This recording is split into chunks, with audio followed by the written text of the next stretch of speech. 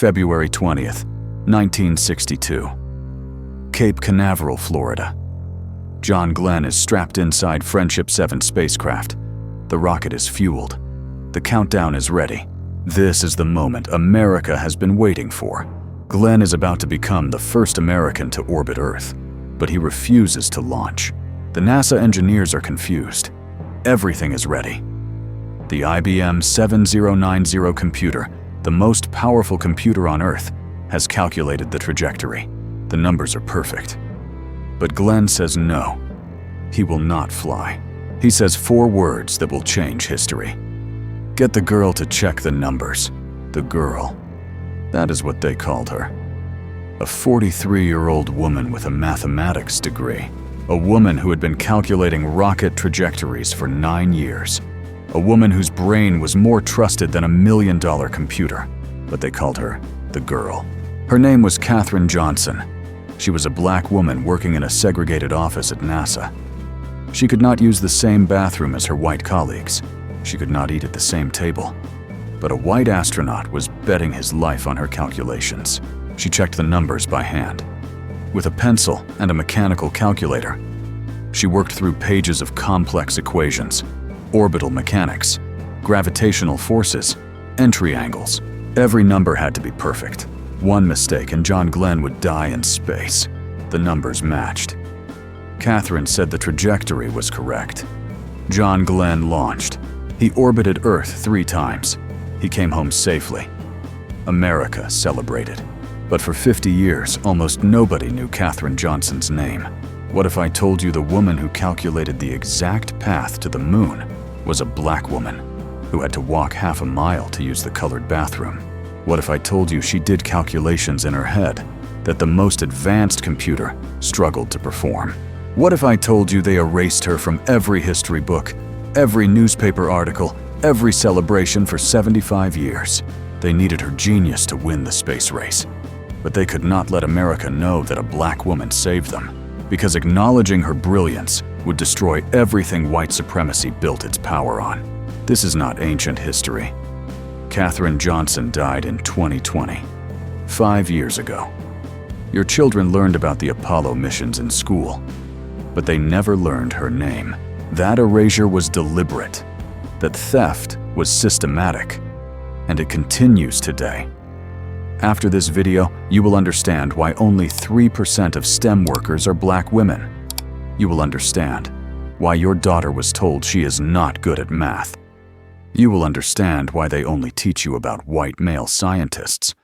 And you will never see American history the same way again. By the end of this video, you will know how a 10-year-old black girl from Jim Crow, West Virginia, became NASA's most trusted mathematician. You will know why John Glenn refused to fly without her calculations, even when NASA had the most powerful computer on Earth.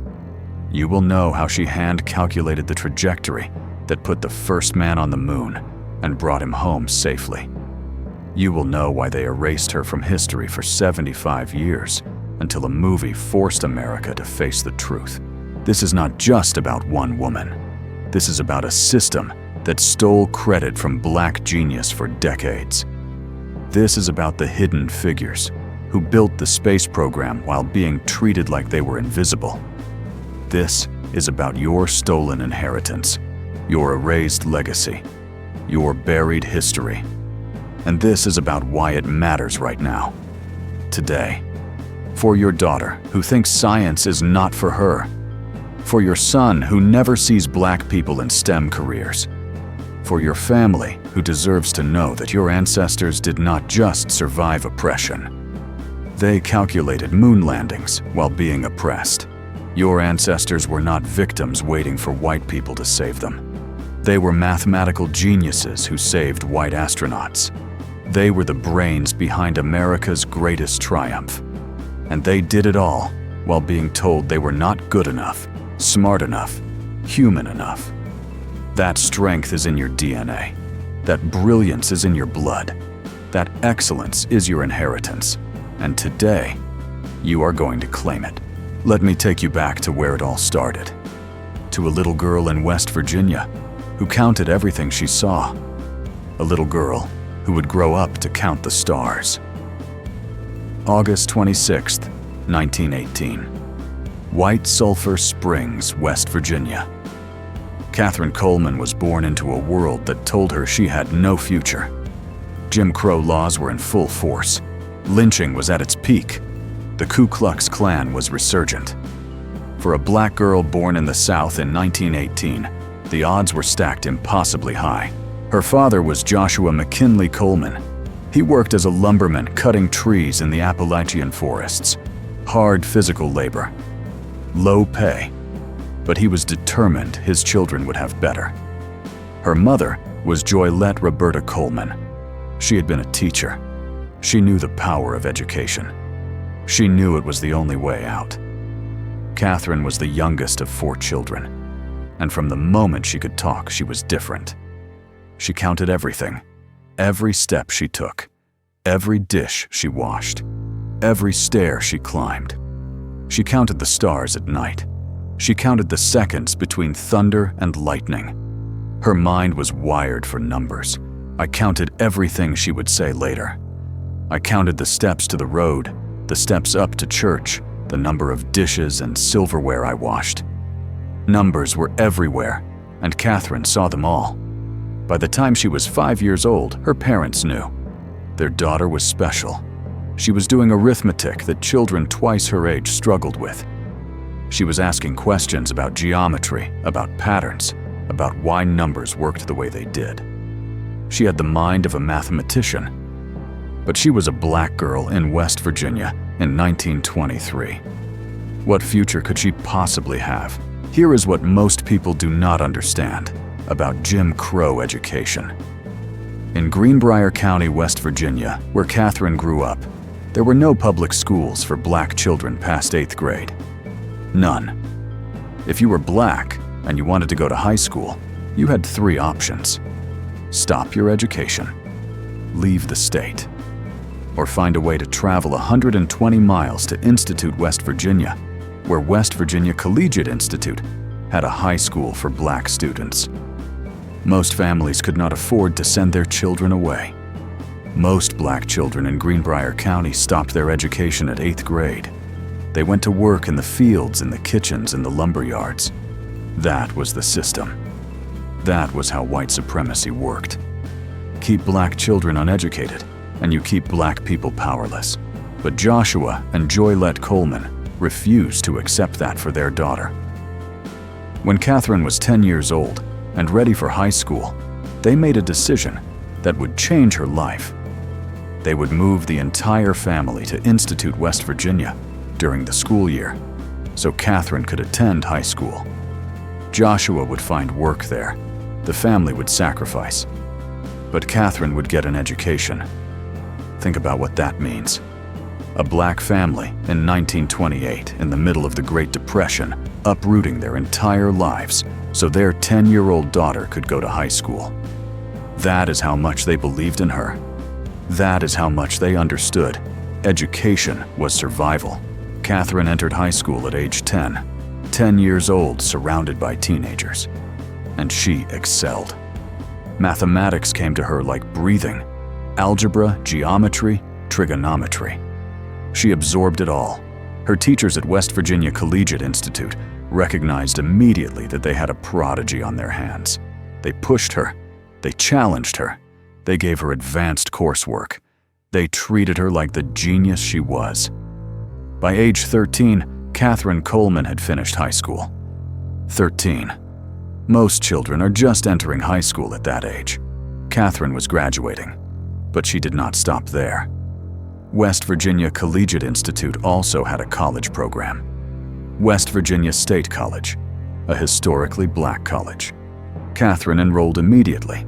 She was 14 years old when she started college. 14. And she was taking courses that college seniors struggled with. Analytic geometry, differential equations, complex analysis. Her mathematics professors had never seen a mind like hers. One professor, William Waldron Schieffelin Clater, was the 3rd black person to earn a PhD in mathematics in the United States. He looked at Katherine and saw the future.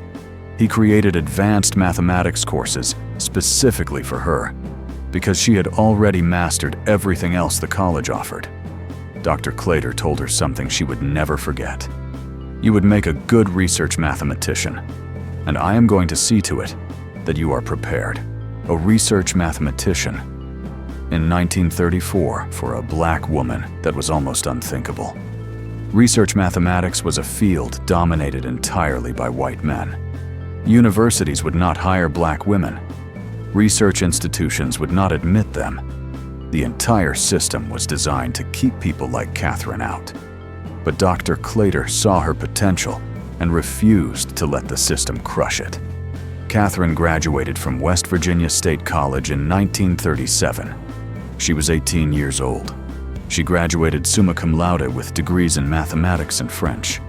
18 years old with 2 bachelor's degrees and the highest honors. She was ready to become a research mathematician. She was ready to change the world, but the world was not ready for her. This was 1937.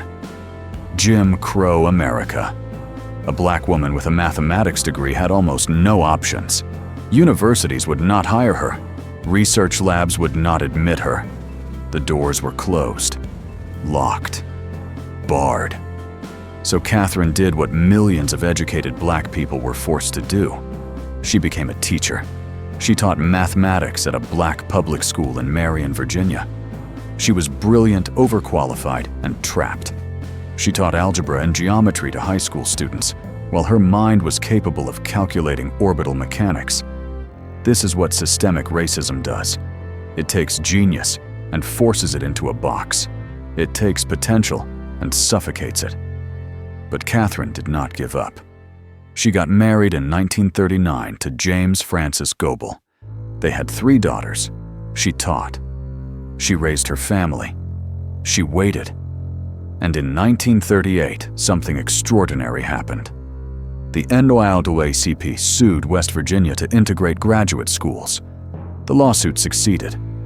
West Virginia University was forced to admit black students to graduate programs.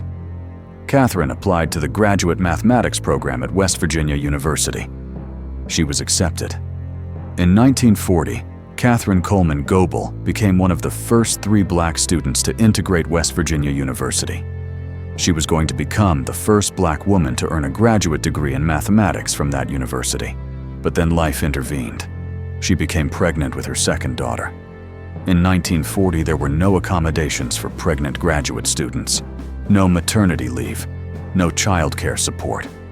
Katherine had to make a choice: continue graduate school or raise her children. She chose her children. She left the program. She went back to teaching. For 13 years, she taught mathematics. For 13 years, her genius was confined to a classroom. For 13 years, she wondered if she would ever get the chance to do the work she was meant to do. To be a research mathematician, to solve problems that mattered, to use her mind the way God designed it to be used. And then in 1952, she heard something at a family gathering that changed everything.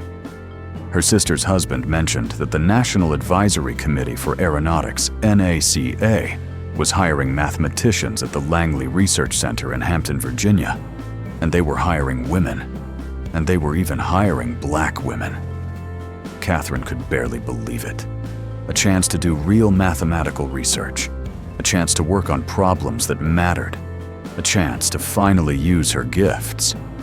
She applied immediately. And in the spring of 1953, she received a letter. She had been hired. She was going to be a research mathematician at NACA Langley. She was 34 years old. It had been 16 years since she graduated from college. 16 years of waiting. 16 years of being underused. 16 years of potential trapped behind the walls of Jim Crow. But now, finally, the door was opening. She was going to work on cutting-edge aeronautical research. She was going to calculate flight trajectories. She was going to solve problems that would advance human knowledge.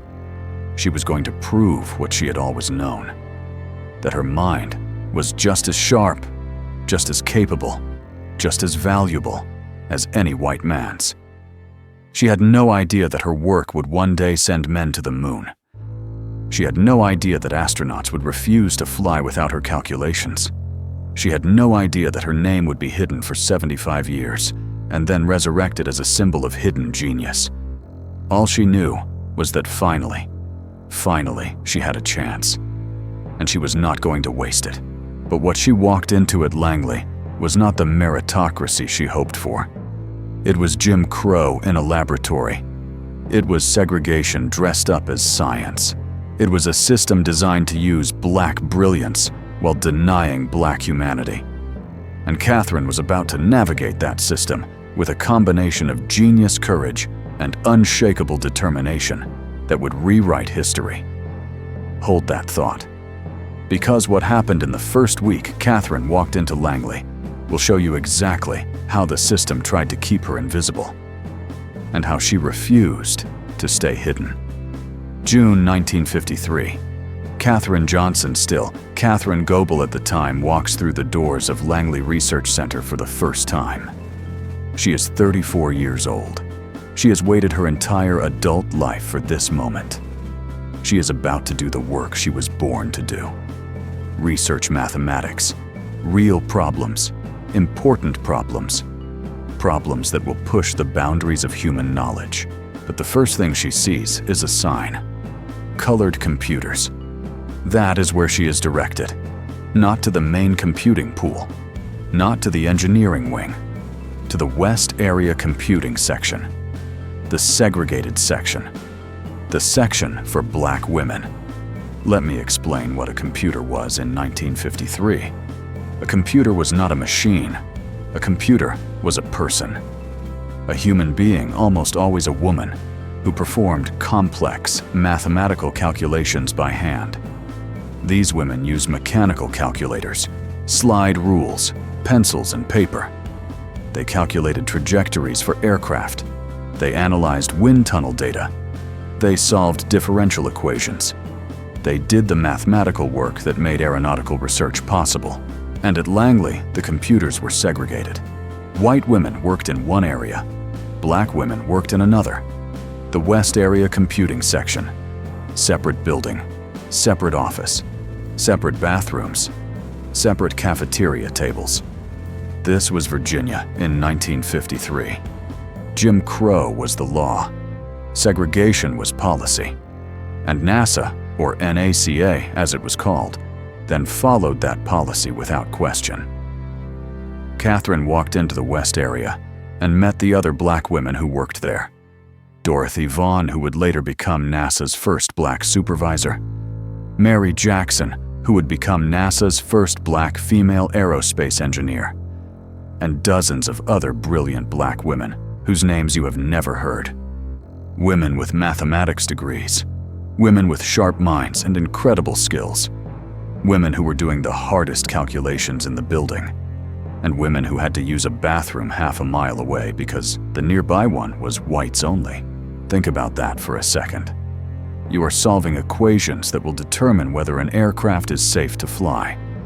You are doing calculations that require intense concentration and precision. And in the middle of your work, you need to use the bathroom.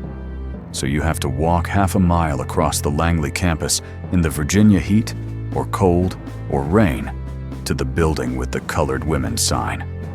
Then walk half a mile back, 30 minutes round trip, just to use the bathroom. That was the daily reality for Katherine Johnson and every other black woman at Langley. They were good enough to do the math that white engineers relied on, but they were not good enough to use the same bathroom. They were smart enough to calculate whether a plane would crash, but they were not human enough to eat at the same table in the cafeteria. This is what systemic racism looks like. It is not just hatred. It is a system that extracts value from black people while denying them dignity. It is a system that needs black genius, but refuses to acknowledge it.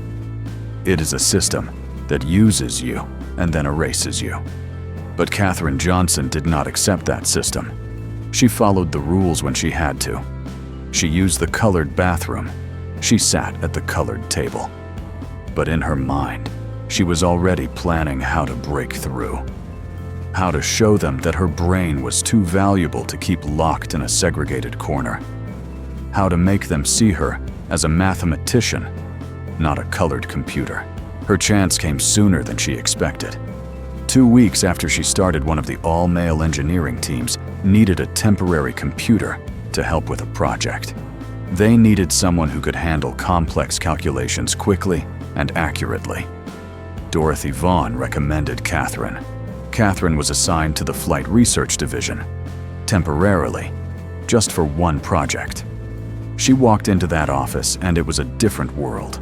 All men, all white, engineers and researchers who were used to working with computers as assistants.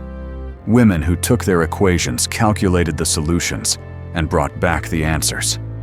Silent, invisible, useful, but unimportant. Katherine was not going to be silent.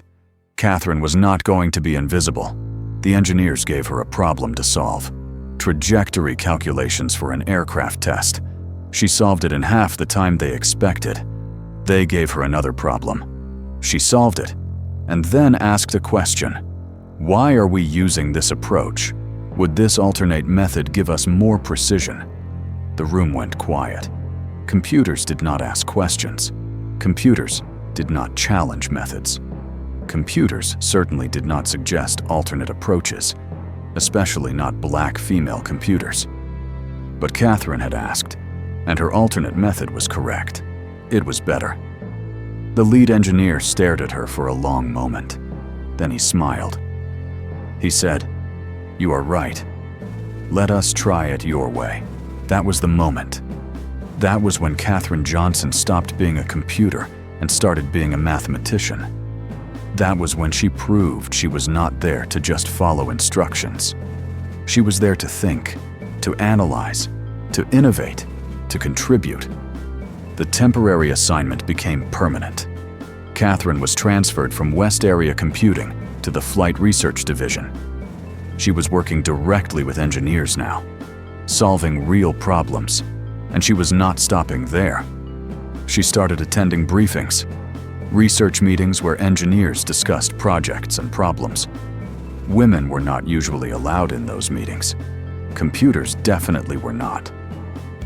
But Katherine asked, "Is there a law that says I cannot attend?" There was no law, just tradition, just the assumption that women, especially black women, would know their place and stay in it. But Katherine did not accept assumptions. She asked direct questions. And when no one could give her a legal reason, she could not attend. She attended. She walked into those meetings, sat down, and listened. And soon she was not just listening. She was contributing, asking questions, pointing out errors, suggesting solutions. The white male engineers were not used to this. Some were uncomfortable, some were resentful, but they could not deny that she was right. They could not deny that her insights were valuable. They could not deny that Katherine Johnson was one of the best mathematical minds in the building. And slowly, grudgingly, the culture began to shift. Not everywhere, not completely. Katherine still could not use the white bathrooms. She still had to sit at a separate table in the cafeteria. But in the Flight Research Division, she was respected. She was valued. She was seen. And then in 1957, everything changed. The Soviet Union launched Sputnik, a satellite orbiting Earth, the first human-made object in space. America was stunned, terrified. The Soviets had beaten them to space. The Cold War was suddenly a space race, and America was losing. 1958, the US government transformed NACA into NASA, the National Aeronautics and Space Administration. The mission was clear. Catch up to the Soviets, put Americans in space, win the space race. And they needed the best minds they had. They needed mathematicians who could calculate orbital trajectories. They needed people who could solve problems no one had ever solved before. They needed Katherine Johnson. She was assigned to the Space Task Group, a team of engineers and mathematicians tasked with one goal: put a human being into space and bring them back alive. This was not theoretical anymore. This was life and death. Every calculation had to be perfect. One mistake, one decimal point in the wrong place, and an astronaut would die. Katherine thrived under that pressure. She worked on Project Mercury, America's first human spaceflight program. She calculated launch windows, the exact time a rocket had to launch to reach the correct orbit. She calculated trajectories, the path the spacecraft would follow from launch to orbit to re-entry. She calculated emergency abort scenarios. If something went wrong, what path would bring the astronaut home safely? Every number mattered. Every equation had a human life attached to it. And Katherine knew that. She double-checked everything. She triple-checked. She ran calculations multiple times by different methods to make sure they were correct. Because if she was wrong, someone would die, and the program would fail, and America would lose the space race.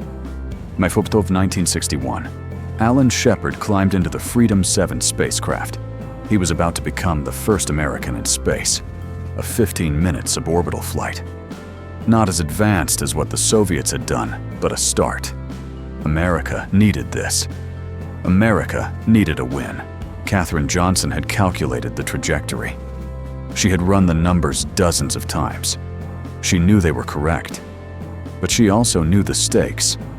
If something went wrong, if the calculations were off, Alan Shepard would not come home. His death would be on her. The failure of the program would be on her. The humiliation of America would be on her. The countdown began. 10, 9, 8.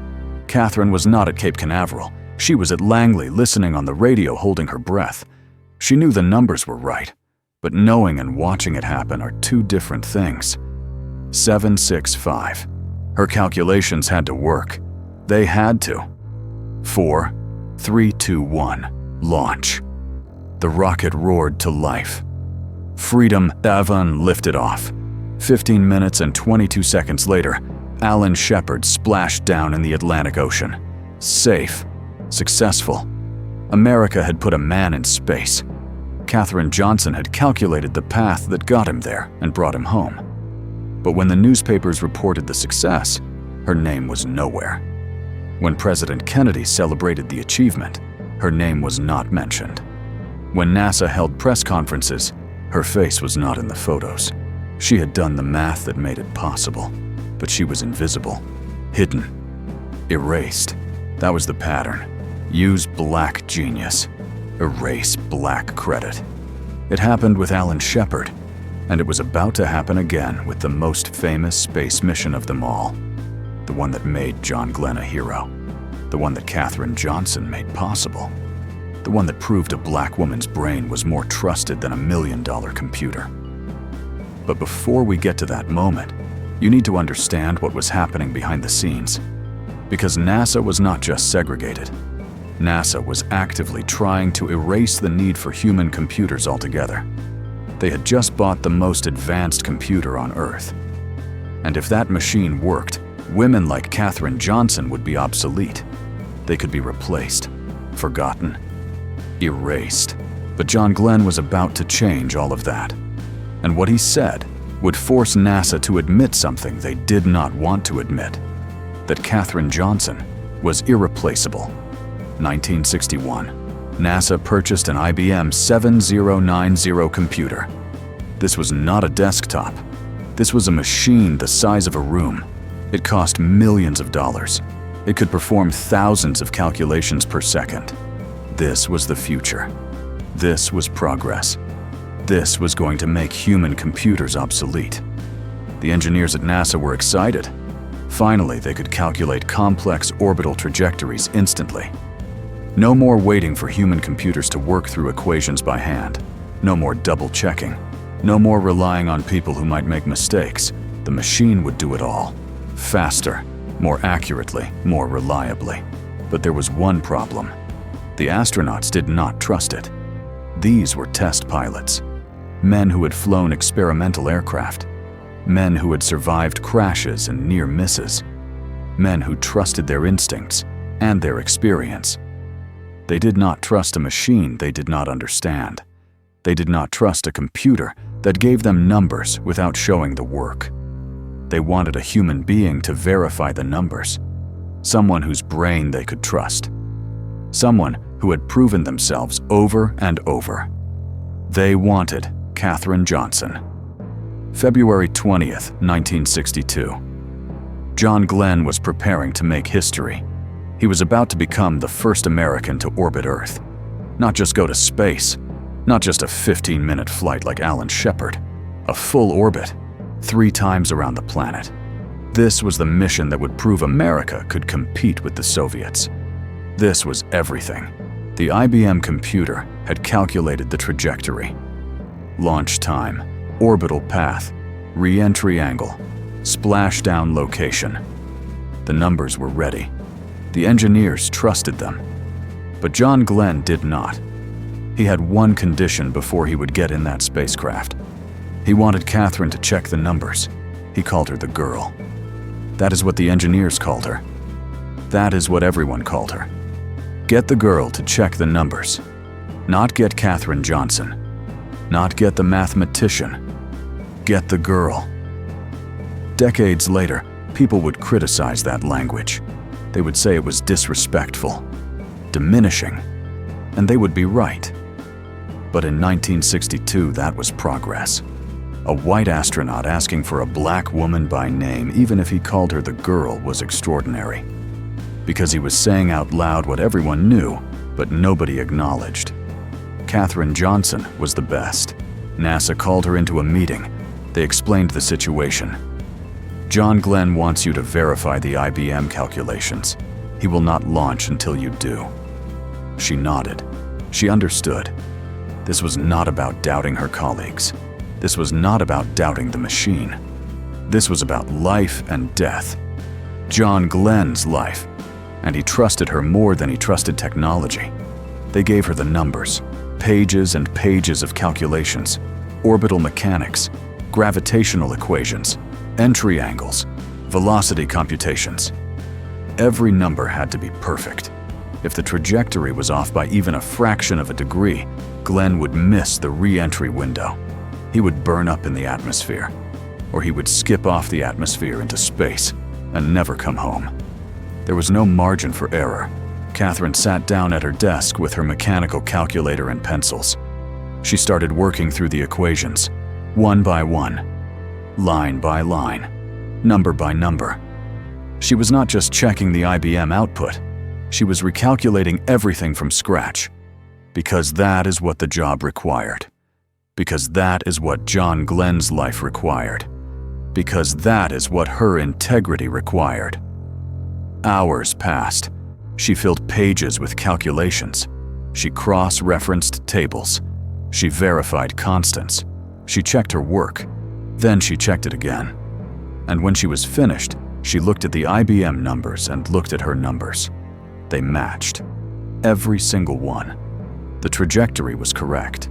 John Glenn could fly. She told the engineers. The numbers are good. John Glenn heard the news. He said, if she says they are good, then I am ready to go. Let's do it. Think about what just happened. NASA had spent millions of dollars on the most advanced computer on Earth. They had engineers who trusted that computer completely. But the astronaut would not fly until a black woman with a pencil verified the numbers by hand. That is how much he trusted her. That is how much everyone who worked with her trusted her. That is how irreplaceable she was. February 20th, 1962. John Glenn climbed into Friendship 7. The rocket launched. He orbited Earth 3 times. 4 hours, 55 minutes, and 23 seconds in space. He saw the curvature of the planet. He saw the thin blue line of the atmosphere. He experienced weightlessness. And then he came home. The spacecraft splashed down in the Atlantic Ocean exactly where Katherine Johnson said it would. Exactly. Not close. Not approximately. Exactly. America celebrated. John Glenn became a national hero. Ticker tape parades. Meetings with President Kennedy. His face on the cover of Life magazine. He was the man who orbited Earth. The man who proved America could compete in space. The man who restored American pride after the Soviets had embarrassed them. He was a hero, a legend, an icon, and Katherine Johnson. Her name was not in the newspapers. Her face was not in the photos. She was not at the parades. She was back at her desk at Langley, already working on the next problem, already calculating the next mission. She had made history, but history did not record her name. This is what erasure looks like. It is not always violent. It is not always loud. Sometimes it is quiet, subtle, invisible. You do the work. You make the impossible possible. And then they celebrate everyone except you. They write the history books without your name. They build the monuments without your face. They tell the story as if you were never there. But Katherine did not do this work for glory. She did it because it was her calling. She did it because her mind was designed for this. She did it because someone had to, and she was the best person for the job. She did it because she loved the work. Solving problems that no one had solved before. Calculating trajectories that would take human beings to places they had never been. That was enough. But it should not have been enough. She deserved credit. She deserved recognition. She deserved to be in the history books next to John Glenn. Because without her, John Glenn does not fly. Without her, Friendship 7 does not make it home. Without her, America does not win that victory. She was essential. She was irreplaceable, and she was invisible, and it was about to happen again.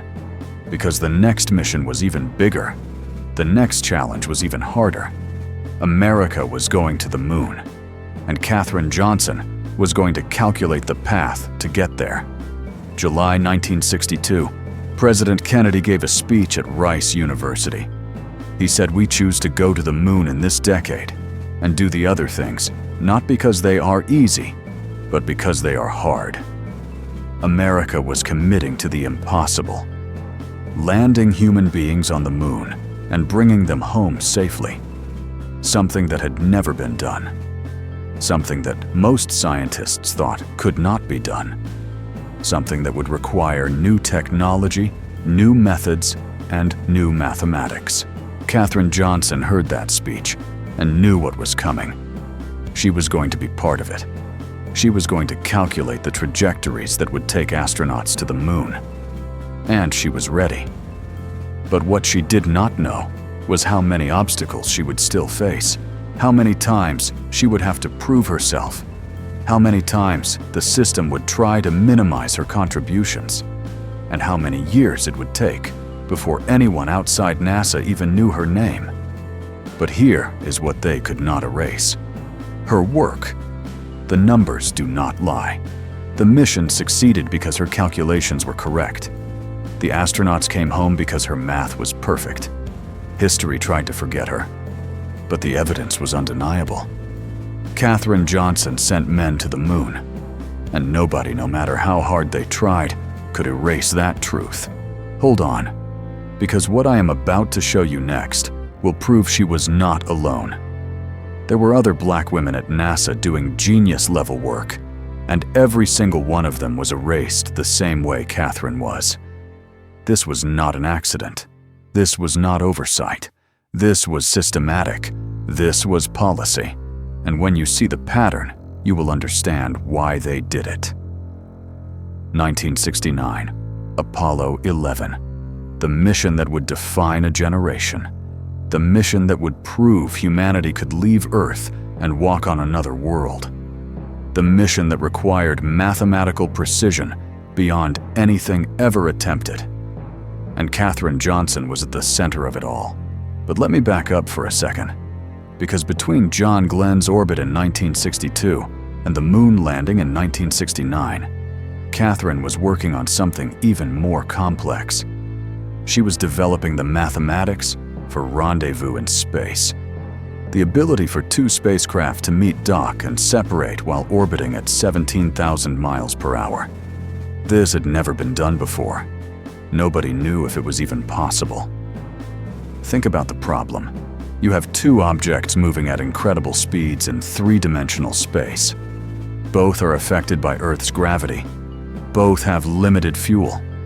Both need to arrive at the exact same point at the exact same time. 1 degree off and they miss each other by miles. 1 second off and they are in completely different positions. The math required to make this happen was extraordinarily complex, and Katherine figured it out. She co-authored a paper in 1960 titled Determination of Azimuth Angle at Burnout for placing a satellite over a selected Earth position. That title does not sound exciting, but what it described was revolutionary. It was the mathematical foundation for orbital rendezvous. The paper that would make the Apollo missions possible. Because to go to the moon, you needed rendezvous. The lunar module had to separate from the command module, land on the moon, take off again, and dock back with the command module. If the rendezvous math was wrong, the astronauts on the moon would be stranded there forever. Katherine's paper provided the foundation.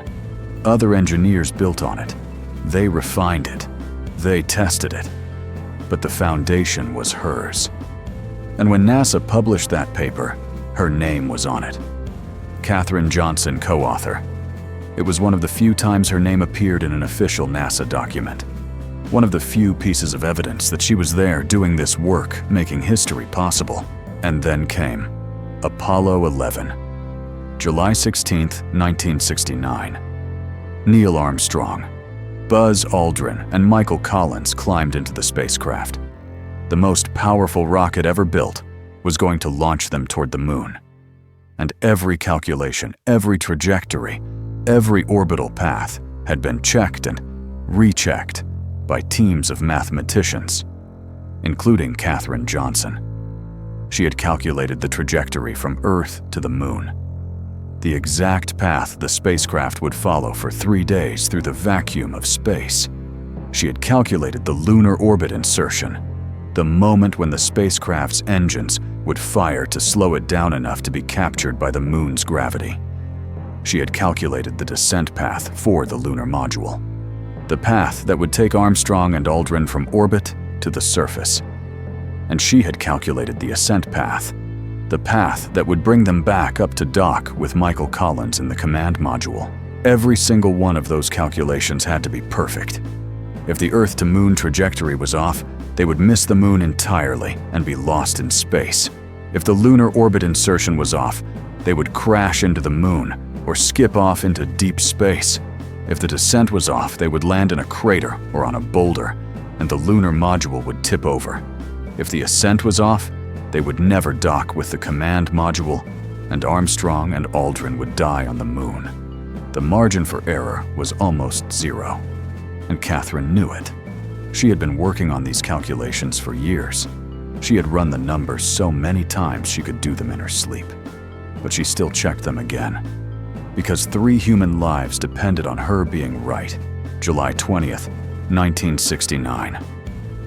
The world watched on television. The lunar module separated from the command module. Armstrong and Aldrin descended toward the moon's surface. Everyone held their breath.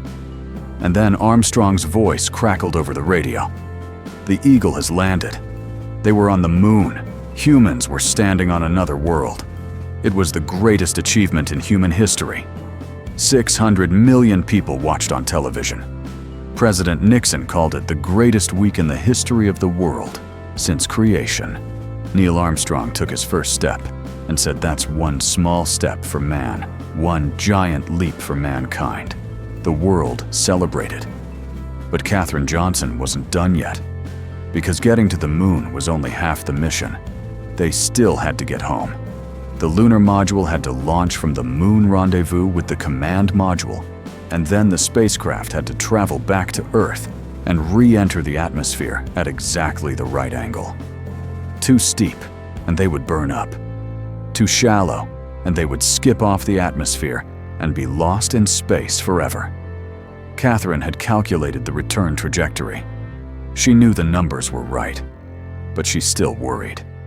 She worried until July 24th, when the command module splashed down in the Pacific Ocean. Safe. Successful. Perfect. Her calculations had worked. Every single one. America had gone to the moon and come home, and Katherine Johnson had made it possible. But once again, when the newspapers reported the triumph, her name was not there. When Life magazine published special editions about the moon landing, her face was not in them. When NASA held press conferences, she wasn't invited. She was back at Langley already working on the next mission, hidden, invisible, essential, but unacknowledged. And then, less than a year later, came the mission that almost ended in tragedy. The mission that would prove just how valuable Katherine Johnson really was. Apollo 13, April 11th, 1970. Apollo 13 launched toward the moon. The crew was James Lovell, Jack Swigert, and Fred Hayes. Everything was routine. The trajectory was perfect. They were on their way. And then 2 days into the mission, an oxygen tank exploded. The astronauts heard a bang. The spacecraft shuddered. Warning lights lit up across the control panel. Jack Swigert radioed Houston. "Houston, we've had a problem." They had lost one oxygen tank completely. The second tank was leaking. They were losing power, losing air, losing heat. The command module was dying. If they stayed in it, they would die too. Mission Control made a decision. Move into the lunar module. It was designed to keep 2 men alive for 2 days on the moon. Now, it would have to keep 3 men alive for 4 days in space. It was not designed for that. It did not have enough power. It did not have enough oxygen. It did not have enough water. But it was their only chance. The moon landing was canceled. Now the only mission was survival. Getting the crew home alive. But there was a massive problem. They were on a trajectory to the moon. If they did nothing, they would swing around the moon and head back toward Earth. But the trajectory was designed for a moon landing, not an emergency return. If they followed it, they would miss Earth entirely. They would fly past the planet and be lost in space. They needed a new trajectory. They needed it fast. And they needed it to be perfect, because they only had enough fuel for one course correction, one chance. If the math was wrong, the astronauts would die. Mission Control called in everyone, every mathematician, every engineer, every expert they had. And they called Katherine Johnson. She had calculated Apollo 13's original trajectory. She knew the orbital mechanics better than anyone. She could figure this out. Katherine went to work. She had to calculate a new path using the moon's gravity to sling the spacecraft back toward Earth. She had to factor in the weight of the spacecraft, which was different now because they had used fuel. She had to factor in the exact moment to fire the engines. Too early or too late, and the trajectory would be wrong. She had to calculate the re-entry angle, too steep or too shallow, and they would die. She worked through the night, pages and pages of calculations. She did not have much time. The astronauts were running out of oxygen, running out of power, running out of time. Every hour she spent calculating was an hour closer to them, suffocating in space. But she could not rush. Rushing meant mistakes. Mistakes meant death. She finished the calculations. She checked them. She checked them again. And then she gave them to Mission Control. This is the trajectory. This is when to fire the engines. This is the re-entry angle. If you follow these numbers exactly, they will come home. Mission Control trusted her. They radioed the instructions to the crew. Lovell, Swigert, and Hayes fired the engines at exactly the moment Katherine calculated, for exactly the duration she specified. And then they waited. For 3 days they waited, rationing, oxygen, freezing in the powerless spacecraft, wondering if they would make it. April 17, 1970. The command module separated from the damaged service module and the lunar module. It plunged into Earth's atmosphere. There was a tense moment when the heat of re-entry blocked all radio signals. No one knew if the spacecraft was intact, if the heat shield was working, if the parachutes would deploy. 4 minutes of silence. 4 minutes of the world holding its breath. And then the parachutes appeared. The command module splashed down in the Pacific Ocean. The crew was alive, all 3 of them. Against impossible odds, they had made it home. Apollo 13 was called a successful failure. They did not land on the moon, but they brought everyone home alive. And that was a triumph. Katherine Johnson had saved their lives. Her calculations had brought them home. But once again, the newspapers did not mention her name. The television specials did not interview her. The medals and commendations went to the flight controllers, the engineers, the astronauts. Not to the woman whose math made it possible.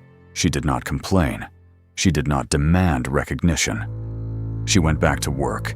She continued calculating trajectories for the remaining Apollo missions. She worked on the space shuttle program. She worked on plans for a mission to Mars. For 33 years, from 1953 to 1986, Katherine Johnson worked at NASA. 33 years of brilliance. 33 years of essential contributions. 33 years of being hidden. When she retired in 1986, she had co-authored or authored 26 research papers. 26 official NASA publications with her name on them. But outside of NASA, almost nobody knew who she was. Her name was not in history books. It was not taught in schools. If you asked the average American in 1990 who calculated the Apollo 11 trajectory, they would not know. They would guess it was a team of white male engineers. They would never guess it was a black woman who started her career in a segregated office and had to walk half a mile to use the bathroom. That erasure was deliberate. That silence was planned. And Katherine Johnson was not the only one. There were other women, other black women doing genius-level work at NASA, and every single one of them was erased the same way. Let me tell you about them, because when you see the pattern, you will understand this was not an accident. This was systematic suppression of black excellence. Mary Jackson started at NASA in 1951, 2 years before Katherine. She worked in the West Area Computing Section, the segregated office for black women. She was assigned to the wind tunnel. She analyzed data from aircraft tests. She calculated pressure distributions. She identified design flaws that would have caused crashes. She was brilliant, and she wanted to be an engineer. But there was a problem. To become an engineer at NASA, you needed advanced courses in mathematics and physics. And those courses were only offered at one place near Langley, Hampton High School, a whites-only school. Mary Jackson, a grown woman with a mathematics degree, was not allowed to take classes there because of the color of her skin. So she did what Katherine Johnson would do. She petitioned the court. She filed a request to attend night classes at Hampton High School. She had to go before a judge and ask permission to learn. Think about that. A brilliant mathematician having to beg a white judge for permission to take a class. That is what systemic racism looks like. The judge granted her petition. Mary Jackson attended the night classes. She was the only black student, the only woman. She endured stares, comments, hostility, but she completed the courses. And in 1958, Mary Jackson became NASA's first black female aerospace engineer. The first. At an agency that had been operating for decades, she was the first because the system had been designed to make sure there would never be a first. Mary worked as an engineer for 34 years. She wrote 12 technical papers. She became an expert in boundary layer wind tunnel testing. She helped design aircraft that broke speed records. She mentored young women entering STEM fields. She fought for equal pay. She fought for promotions. She fought to be recognized as more than just the first black female engineer. She wanted to be recognized as one of the best engineers. Period. But she hit a ceiling. To advance higher in NASA, she needed a higher degree. But getting that degree while working full-time was nearly impossible. And even if she got it, she knew the promotions would still go to white men. So, in 1979, Mary made a decision. She took a demotion. She left engineering and became the manager of the Federal Women's Program and the Affirmative Action Program at Langley. She decided if she could not break through the ceiling herself, she would tear it down for the women coming after her. Mary Jackson retired in 1985. And just like Katherine, almost nobody outside NASA knew her name. She died in 2005, and the world had no idea it had lost one of the most important aerospace engineers in American history. Dorothy Vaughan started at Langley in 1943. During World War II, she was hired as a temporary math teacher to fill the gap while men were at war. But she was so good at the work that they kept her. She became a computer, and in 1949, she became the first black supervisor at NASA. The first black person in a management position at the entire agency. She supervised the West Area Computing Section, the office full of black women doing calculations for white engineers. Dorothy made sure her team was excellent. She trained them. She mentored them. She made sure they were ready when opportunities opened up. And when NASA brought in the IBM computers, Dorothy saw what was coming. Human computers were about to become obsolete. Her entire team would be out of jobs. So Dorothy taught herself computer programming. Fortran, the programming language used by the IBM machines. She learned it from manuals, from trial and error, from staying late and experimenting. And then she taught her entire team. Every woman in West Area Computing learned Fortran because Dorothy Vaughan made sure they were ready for the future. When NASA integrated and disbanded the West Area Computing Section, Dorothy's team was not laid off. They became programmers. They became systems analysts. They transitioned into the computer age because Dorothy had prepared them.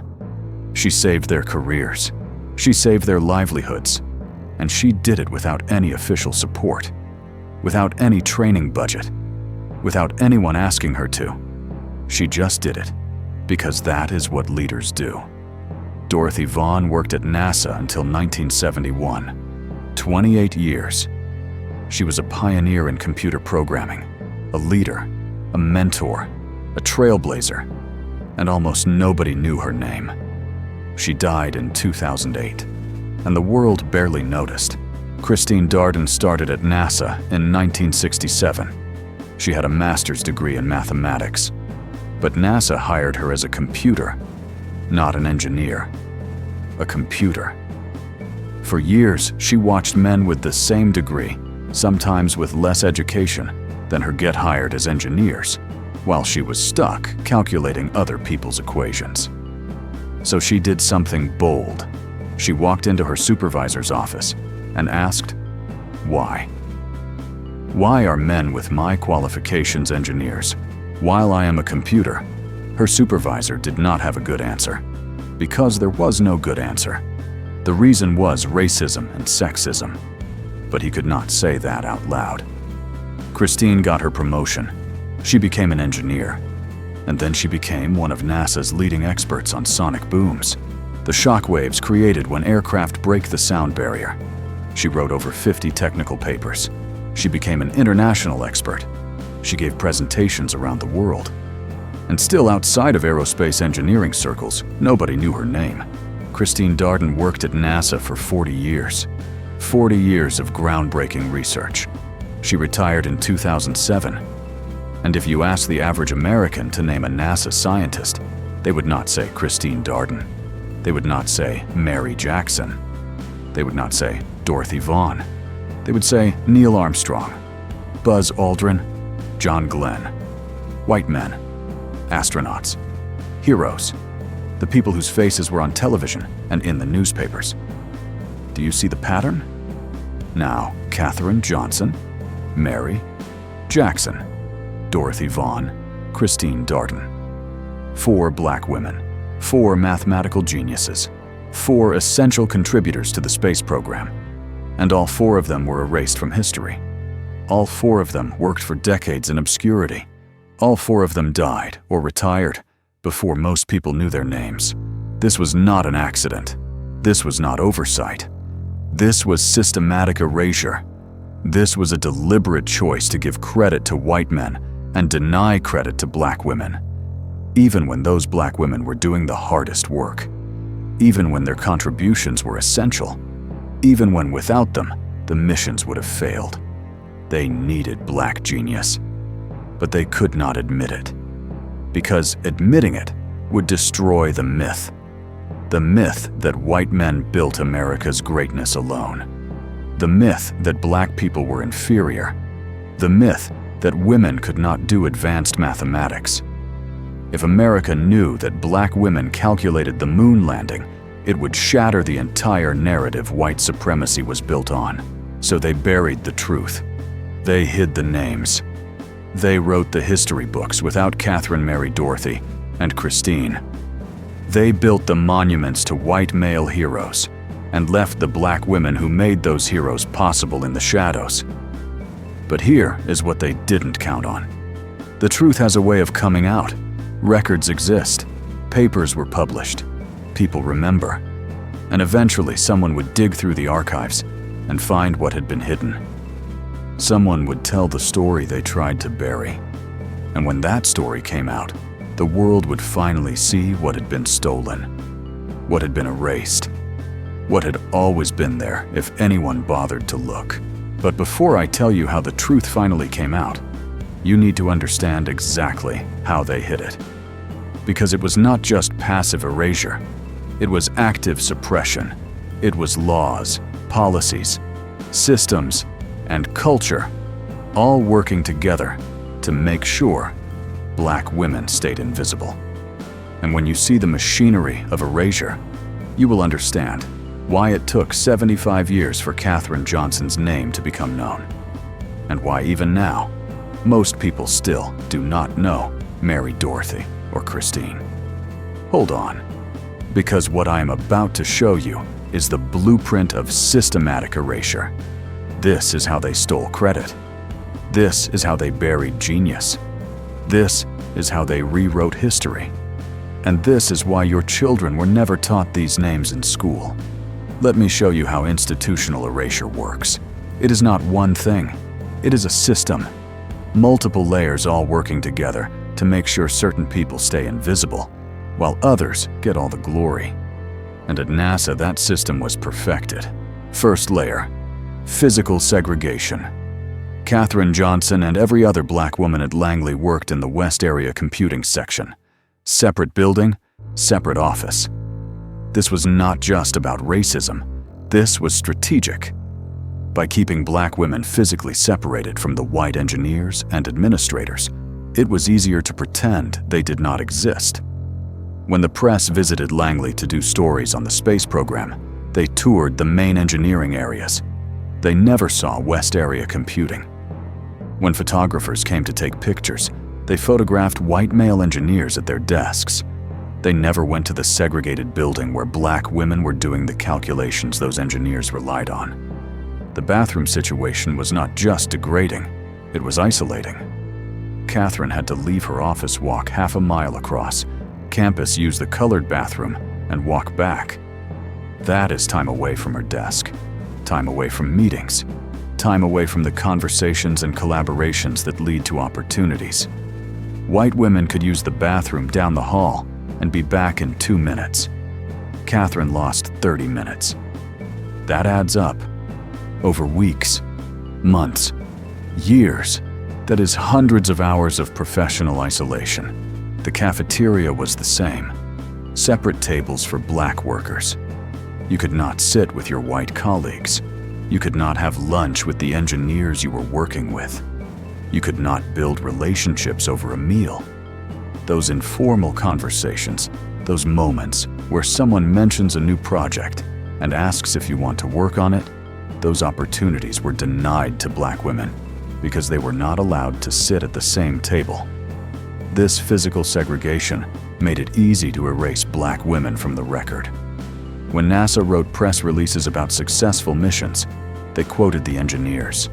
The white male engineers who were in the integrated areas, who were visible, who were photographed, they did not quote the computers.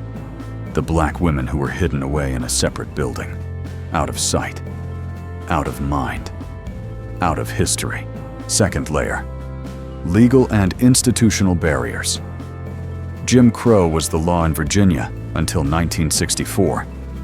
That means for the first 11 years, Katherine Johnson worked at NASA. Segregation was legally mandated. NASA did not choose to segregate. They were required to by state law. But here is the thing. When the Civil Rights Act passed in 1964 and segregation became illegal, NASA did not rush to give black women credit. They did not suddenly start putting Katherine's name in press releases. The culture of erasure continued because it was never just about the law. It was about power. It was about maintaining the image that white men were the brilliant scientists and everyone else was support staff. Pay was another barrier. Human computers, regardless of race, were paid less than engineers. But the job classification was strategic. The work Katherine Johnson did was engineering work. Calculating trajectories, solving differential equations, analyzing data. That is engineering.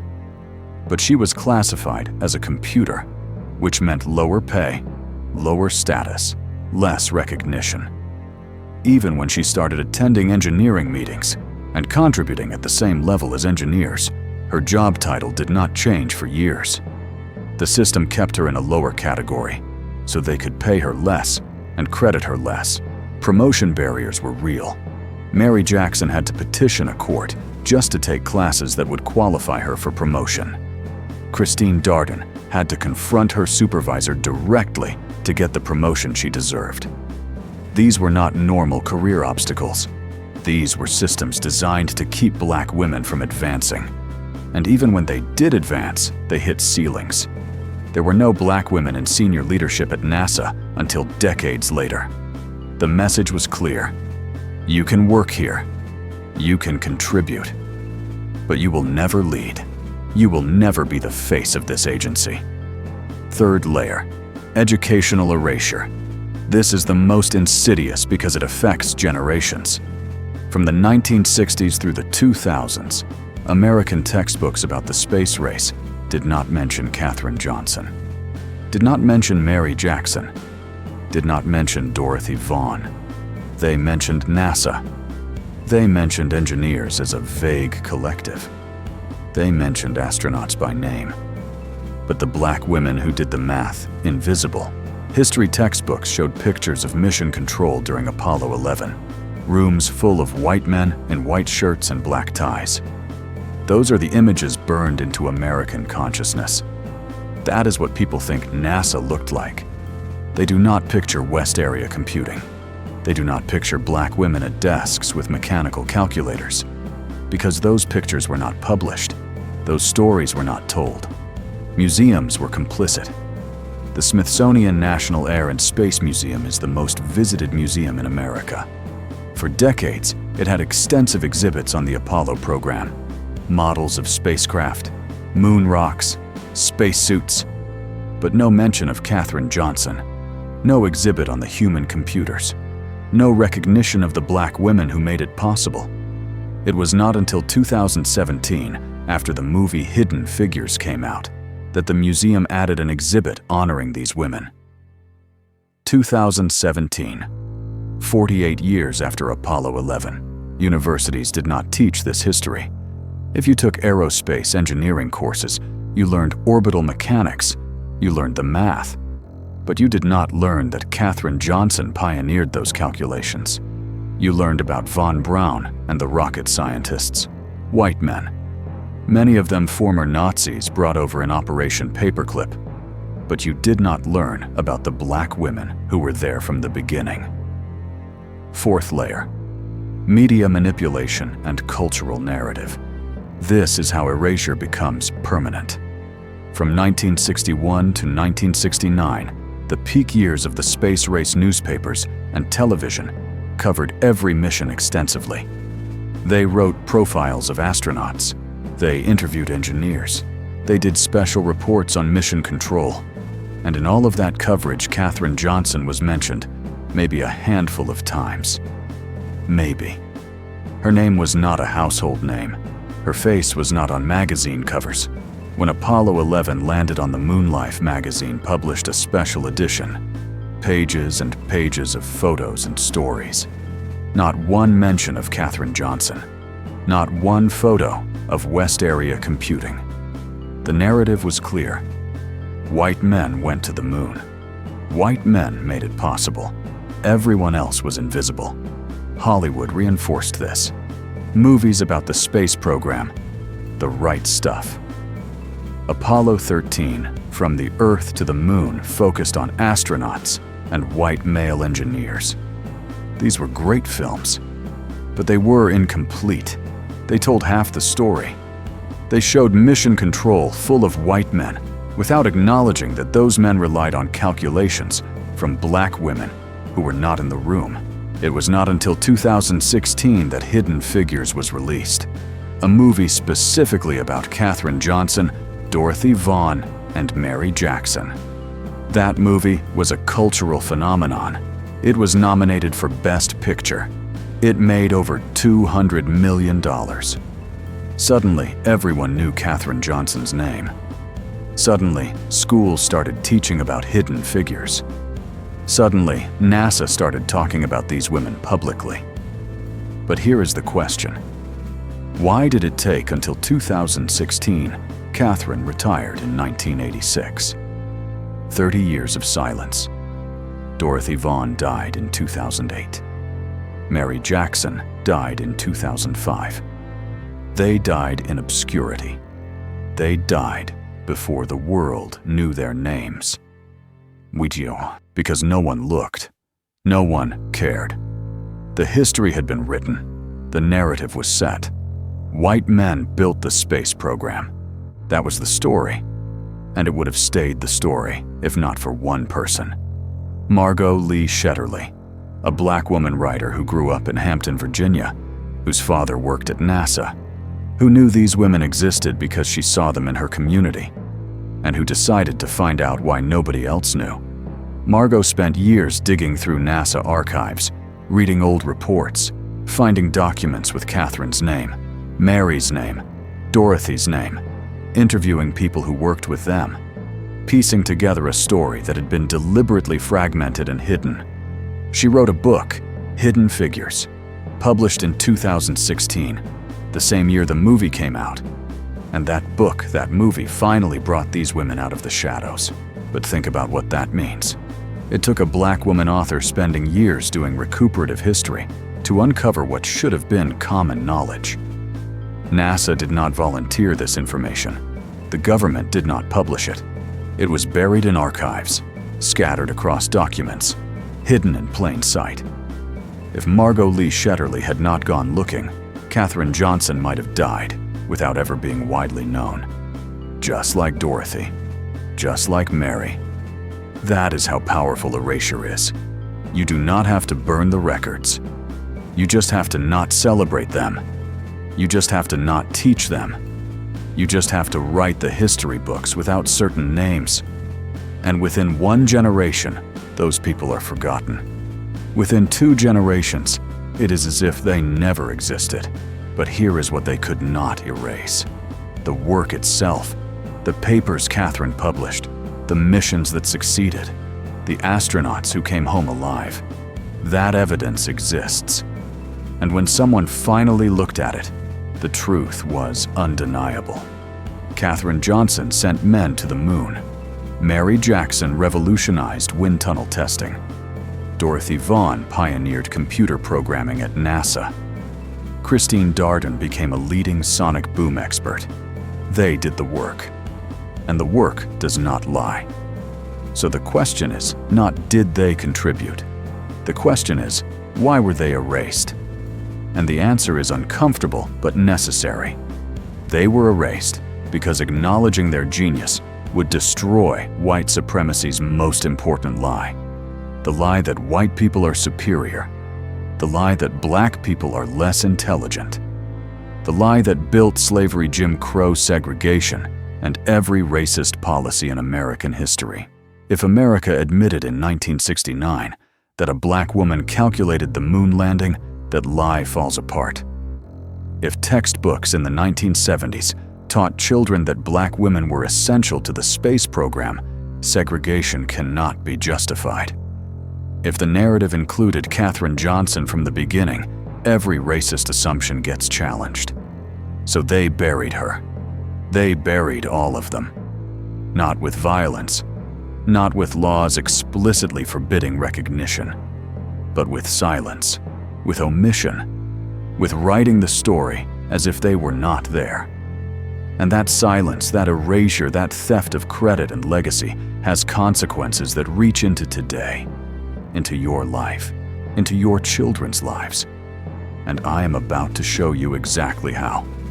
Let me connect this directly to your life right now, today, because this is not ancient history.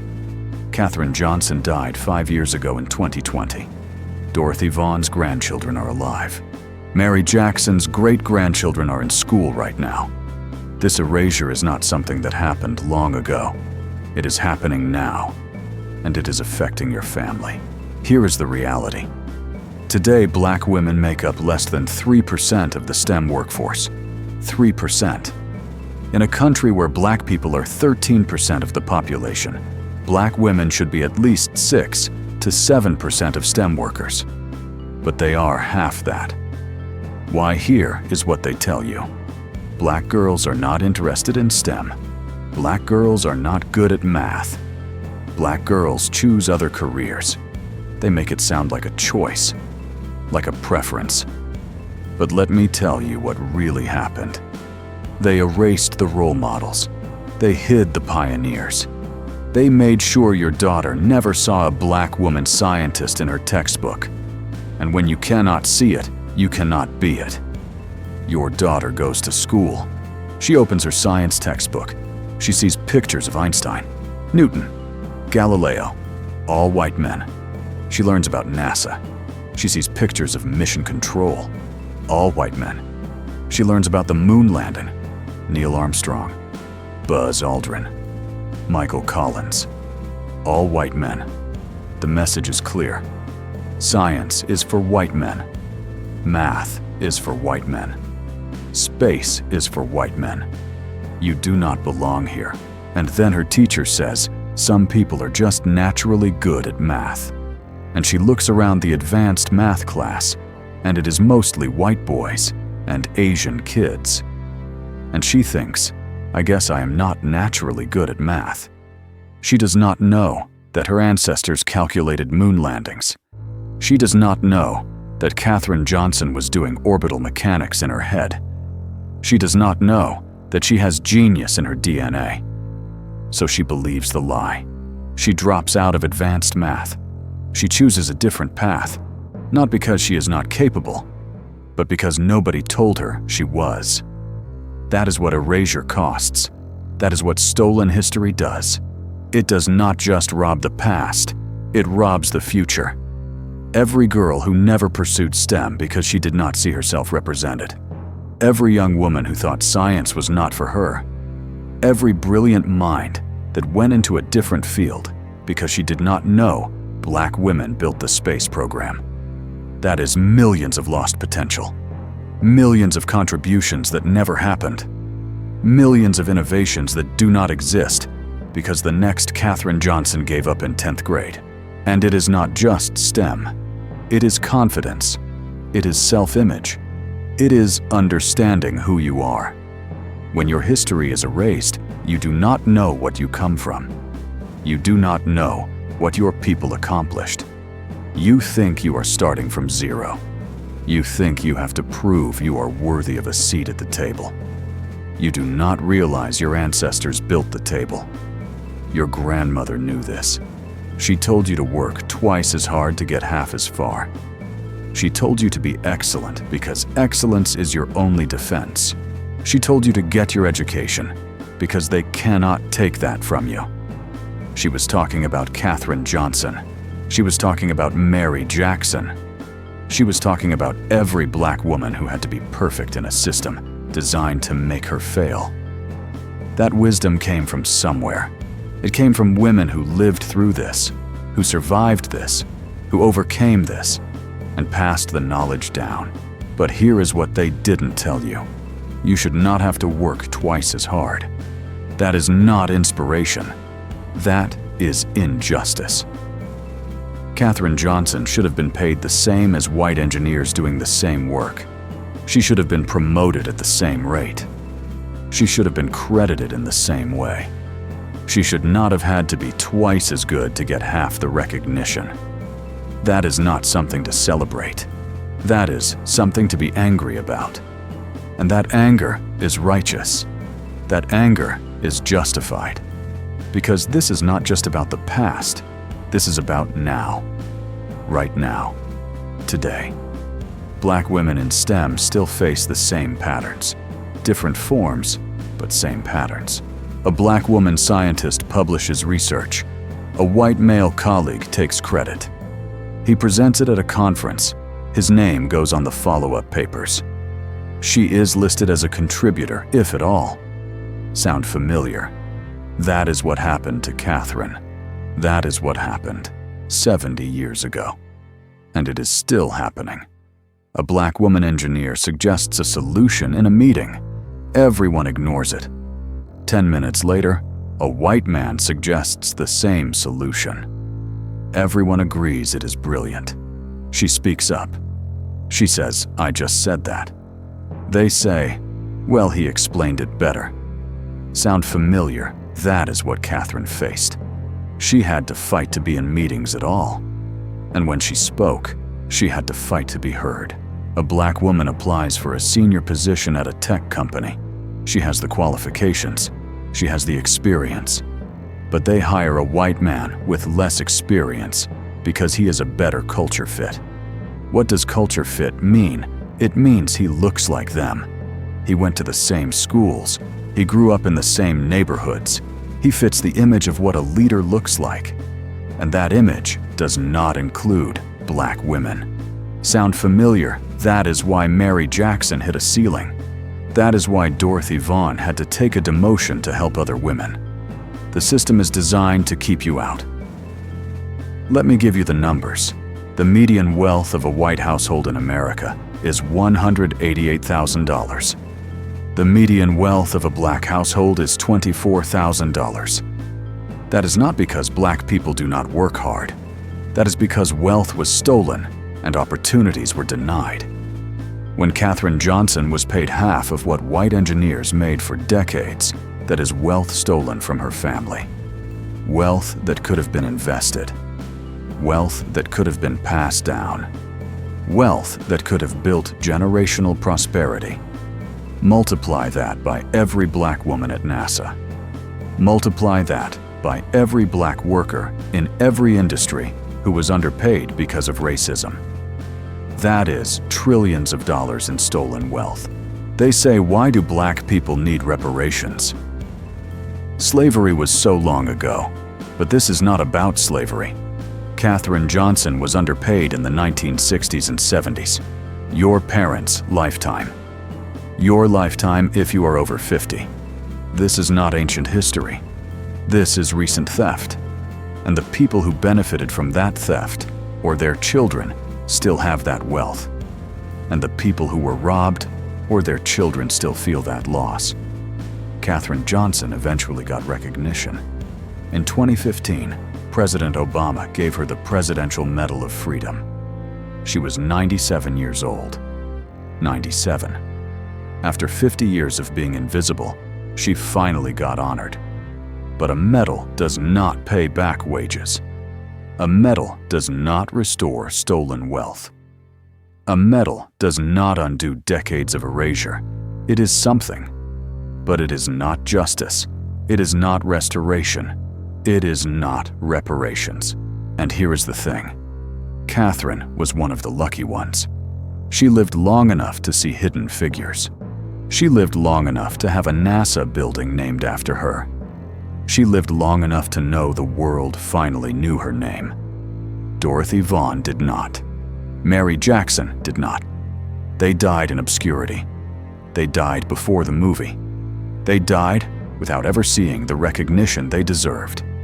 And there are hundreds more, thousands more, black women who did groundbreaking work and died without anyone knowing. Their names are still buried, their contributions are still hidden, and unless someone goes looking, they will stay hidden forever. So when we talk about why this matters now, this is why. Because the erasure continues. Because the theft continues. Because the system that hid Katherine Johnson is still hiding black women today. Because your daughter deserves to know she comes from genius. Because your son deserves to know black women built the space program. Because you deserve to know your history was stolen, and you have every right to demand it back. This is not about blame. This is not about making white people feel guilty. This is about truth. This is about justice. This is about making sure the next generation does not grow up in ignorance the way we did. This is about changing the textbooks. This is about putting Katherine Johnson in every science class. This is about making sure when kids learn about the moon landing, they learn her name alongside Neil Armstrong's. And this is about reparations. Real reparations. Not just medals and movies, but compensation for stolen wages, investment in black communities, funding for black students in STEM, deliberate effort to undo centuries of theft and erasure. That is what justice looks like. That is what restoration looks like. That is what we are owed. But here is what I need you to understand. This is not a story of victimhood. This is a story of triumph. Yes, they erased Katherine Johnson, but her work was so undeniable they could not keep her hidden forever. Yes, they tried to suppress black genius, but black genius shone through anyway. Yes, they built systems to keep you down, but your ancestors broke through those systems and did the impossible, and that means you can too. Let me tell you who you really are. Let me tell you what is really in your blood. Let me tell you what they do not want you to know. You are not descendants of victims. You are descendants of Katherine Johnson, a woman who calculated moon landings with a pencil while being told she was not smart enough. A woman who integrated meetings she was not supposed to attend. A woman who was so brilliant a white astronaut bet his life on her calculations over a computer. That is your bloodline. That is your inheritance. You are not struggling in STEM because you are not capable. You are fighting against a system designed to keep you out. A system that hid your role models. A system that told you math is not for you. A system that makes you prove yourself over and over while others are given the benefit of the doubt. But Katherine fought that system for 33 years and won. And so can you. You are not poor because you are lazy. You are dealing with the consequences of centuries of theft. Katherine Johnson was paid half of what she deserved. Your grandparents were denied mortgages through redlining.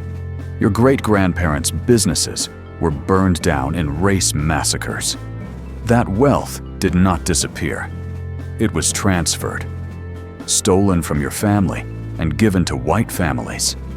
And that theft compounds over generations. So when they say, pull yourself up by your bootstraps, remember they stole the boots. And they are standing on your neck while telling you to get up. But here is what they couldn't steal: your mind, your brilliance, your potential. Katherine Johnson proved that. They segregated her. They underpaid her. They tried to keep her invisible. But they could not stop her from being a genius. They could not stop her from solving problems no one else could solve. They could not stop her from being essential. And they cannot stop you either. You are descendants of women who did the impossible, who calculated trajectories by hand that computers struggled with, who broke barriers that were designed to be unbreakable, who stayed excellent under pressure that would crush most people, who knew one mistake would confirm every racist stereotype, so they made 0 mistakes, who worked twice as hard for half the credit and still changed the world, That strength is in you. That brilliance is in you. That excellence is your inheritance. When your daughter struggles with math, do not let her give up. Tell her about Katherine Johnson. Tell her a black woman calculated the path to the moon. Tell her that same genius is in her DNA. Tell her she is not bad at math. She is fighting against a system that told her she could not do it. And then help her prove that system wrong. When your son says he wants to be an engineer, but does not think he can tell him about Katherine, tell him about Mary Jackson. Tell him black people did not just participate in the space program. Black people made the space program possible. Tell him he does not need permission to be brilliant. He already is. He just needs to know it. When someone tells you black people have not contributed to science, educate them. Tell them about Katherine Johnson. Tell them about the hidden figures who were hidden on purpose. Tell them the history they were taught was incomplete. And then demand better. Demand those names in textbooks. Demand those stories in museums. Demand the truth be told. This is not about revenge. This is about restoration. This is about taking back what was stolen. Not with violence, not with hatred, but with truth, with knowledge, with refusing to let the erasure continue. God did not give Katherine Johnson a genius-level mind by accident. He placed her at NASA at the exact moment America needed her. He preserved her through Jim Crow so she could break barriers. He gave her 101 years of life so she could see hidden figures. So she could see the world finally know her name. So she could see little black girls say, "I want to be like Katherine Johnson." That was not luck. That was divine purpose. And God did not bring your ancestors through slavery, through lynching, through Jim Crow, through segregation, through decades of oppression, just so you could accept mediocrity. He did not preserve your bloodline through centuries of attempts to destroy it, so you could stay silent. He did not give you Katherine Johnson's story so you could ignore it. You have a purpose. You have a mission. And that mission is this. Learn this history. Teach your children this history. Demand this history be taught in schools. Support black students in STEM. Hire black women in your workplace. Amplify black voices in your field. Refuse to let excellence be erased. Refuse to let genius be hidden. Refuse to stay silent. Katherine Johnson did not do her work for fame. She did it because it was her calling.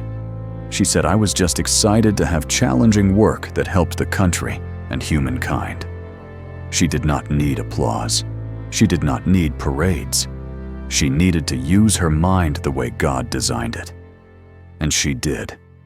For 33 years, she solved problems that seemed impossible. And she did it with grace, with humility, with excellence. That is your calling too. Not fame, not recognition. Purpose. Using your gifts. Pursuing excellence. Not for approval, not for white people to finally see you as equal, but because God gave you a mind and hands and a voice, and He expects you to use them. Katherine Johnson did not wait for white men to give her permission to be brilliant. She just was. And so are you. But here is what Katherine also knew. Individual excellence is not enough. The system has to change. She broke barriers for herself, but she also paved the way for others. Every time she attended a meeting women were not supposed to attend, she made it easier for the next woman.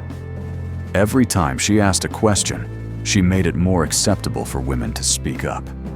Every time she proved herself indispensable, she challenged the assumption that women could not do advanced mathematics. You have the same responsibility. Yes, pursue your own excellence, but also lift as you climb. Mentor young black students. Support black-owned businesses. Invest in black communities. Vote for policies that address systemic racism. Demand reparations. Demand justice. Demand that the history books be rewritten to include the truth. That is how you honor Katherine Johnson's legacy. Not just by being excellent yourself, but by making sure the next generation does not have to fight as hard as you did. And when they try to silence you, when they try to make you invisible, when they try to erase your contributions, remember Katherine. They tried to erase her for 75 years. And they failed. The truth came out. Her name is known. Her legacy is secure. And yours will be too. Because truth is stronger than lies. Light is stronger than darkness. And genius cannot be hidden forever. You are Katherine Johnson's legacy.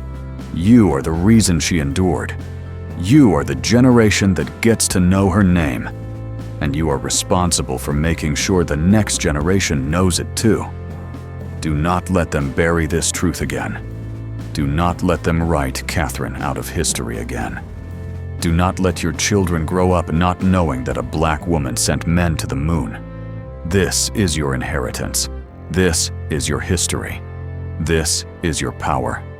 And nobody can take it from you. Not anymore. Now let me tell you what I need you to do right now. Not tomorrow. Not when you have time. Right now. First, if this video has opened your eyes, if this truth has hit you in your chest, I need you to comment right now. Comment Katherine. Just that word. Katherine. Because every comment tells YouTube this video matters. Every comment pushes this video to more people. More black families who need to know. More young people who need to see. More children who need role models. Your comment is not just engagement. It is an act of resistance against erasure. So do it now. Comment Katherine. Second, hit that like button. I know you are used to scrolling past that request, but understand what that like does. It tells the algorithm this video is valuable. It pushes it to recommended feeds. It keeps it from being buried. Katherine Johnson was buried in obscurity for 75 years. Do not let this video be buried too. Like it. Right now. Third, share this video. Do not just watch and move on. Send it to your sister who is struggling in her STEM program. Send it to your daughter who thinks she is not good at math. Send it to your son who needs to know black excellence is real. Send it to your pastor to share with the congregation. Send it to your cousin who says racism is over. Send it to your coworker who thinks black people just need to work harder. Send it to everyone, because this truth needs to spread. This truth needs to be everywhere. This truth needs to be undeniable. And fourth, subscribe to this channel. Because Katherine Johnson is not the only hidden figure. There are hundreds more stories like this. Stories of black genius erased, black wealth stolen, black contributions buried. And I am going to tell every single one of them. The black physicist whose discoveries were stolen by white scientists. The black inventor whose patents were taken. The black doctors who pioneered heart surgery but never got credit. The black mathematicians who cracked codes in World War II and saved thousands of lives. The black engineers who built America's infrastructure and were written out of history. If you do not subscribe, you will miss those stories. You will miss the truth, and your children will miss the inheritance they deserve. So subscribe now. Turn on the notifications. Because when I post the next video exposing what they hid, you need to be there. You need to see it. You need to share it. This is how we fight erasure. This is how we reclaim stolen history. This is how we make sure the next generation grows up knowing the truth. Every share is a blow against the system. Every comment is resistance. Every like is an act of justice. You are not just engaging with content. You are participating in the resurrection of stolen history. You are making sure Katherine Johnson's name lives forever. You are ensuring your children know they come from genius. That is what is at stake. So do not scroll past. Act. Now. And one more thing. Tell this story out loud. At dinner tonight, tell your family about Katherine Johnson. This weekend at church, mention her name. Next time someone says, "Black people have not contributed," educate them. Do not let this stay on your screen. Make it part of the conversation. Make it part of the culture. Make it impossible to ignore. That is how truth wins. Not by staying silent, but by being shouted from every rooftop until everyone knows. Katherine Johnson is not a footnote anymore. She is not hidden anymore. Her name is known. Her legacy is secure. And that happened because people like you refused to stay silent. People who watched Hidden Figures and told everyone they knew. People who demanded her name in textbooks. People who shared her story until it became impossible to ignore. You have that same power. Use it. Now bow your heads with me. Father God, we come before you with grateful hearts. We thank you for Katherine Johnson, for the brilliant mind you gave her, for the 101 years you allowed her to live, for the barriers you empowered her to break, for the legacy you enabled her to leave. We thank you that her story, though buried for 75 years, has been resurrected, that her name, though erased, is now known, that her contributions, though hidden, are now celebrated. You said in Luke chapter 8, verse 17, that nothing is hidden that will not be revealed. And you have proven that truth through Katherine's life. Lord, we thank you for Mary Jackson, Dorothy Vaughan, Christine Darden, and every other hidden figure whose name we do not yet know. We pray that their stories will be uncovered, that their contributions will be acknowledged, that their legacies will be honored. Raise up more researchers like Margot Lee Shetterly. Give them the determination to dig through archives and find what was buried. Give them the platform to tell these stories so the world will know. We pray for every Black girl watching this video, every young woman who thinks STEM is not for her, every daughter who has been told she is not good at math. Lord, let this truth sink into her spirit. Let her know she is a descendant of Katherine Johnson. Let her know genius is in her DNA. Let her know she can calculate trajectories, design spacecraft, write code, engineer solutions. Remove every lie the enemy has planted in her mind. Replace it with the truth of who she is and who she can become. We pray for every Black boy who needs to see his people in history. Let him know Black men and women built the space program. Let him know his ancestors did not just survive, they excelled. Let him know he is not starting from zero. He is standing on the shoulders of giants. Give him confidence. Give him vision. Give him the courage to pursue excellence without apology. We pray for restoration. For every Black woman scientist whose credit was stolen, whose wages were withheld, whose name was erased, we ask for recompense. Not just symbolic gestures, not just medals given at 97 years old, but real reparations, financial restoration, policy changes, educational reform, hiring justice. Let those who benefited from theft make it right. Let those who have the power to change systems use that power for justice. We pray for truth in education. Let Katherine Johnson's name be in every science textbook. Let Hidden Figures be required watching in every American history class. Let children learn that Black women calculated moon landings. Let the narrative be complete. Let the lies be corrected. Let the truth be taught. We pray for those who are working in STEM right now, facing the same discrimination Katherine faced. Protect them, promote them. Let their contributions be acknowledged. Let their voices be heard. Let their work be credited. Surround them with advocates who will fight for them. Give them the strength to endure.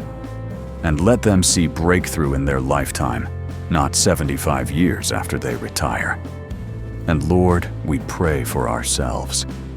Give us the courage to tell this truth, the boldness to demand justice, the wisdom to educate our children, the discipline to support Black excellence wherever we see it.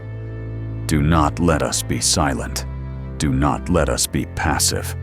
You have given us this knowledge. Now give us the responsibility to steward it well. We thank you that Katherine lived to see her story told. We thank you that she knew before she died that the world finally knew her name. We thank you that she heard little Black girls say they want to be like her. That is grace. That is mercy. That is your faithfulness. Now let that same faithfulness extend to us. Let us be the generation that refuses erasure. Let us be the generation that reclaims stolen history. Let us be the generation that passes down truth instead of lies. Let our children and grandchildren grow up knowing exactly who they are and where they come from. Let them grow up confident in their brilliance because they know brilliance is their inheritance. In the name of Jesus, who said, "You shall know the truth, and the truth shall set you free," we pray. Amen. Katherine Johnson calculated the path to the moon. Now you know the path to truth. Walk in it. Share it. Teach it. Live it. You are descendants of genius. You are heirs of excellence. You are the legacy of hidden figures who refuse to stay hidden. Go be brilliant. Go be excellent. Go be undeniable. And make sure your children know they can too. Stay powerful. Stay proud. Stay free.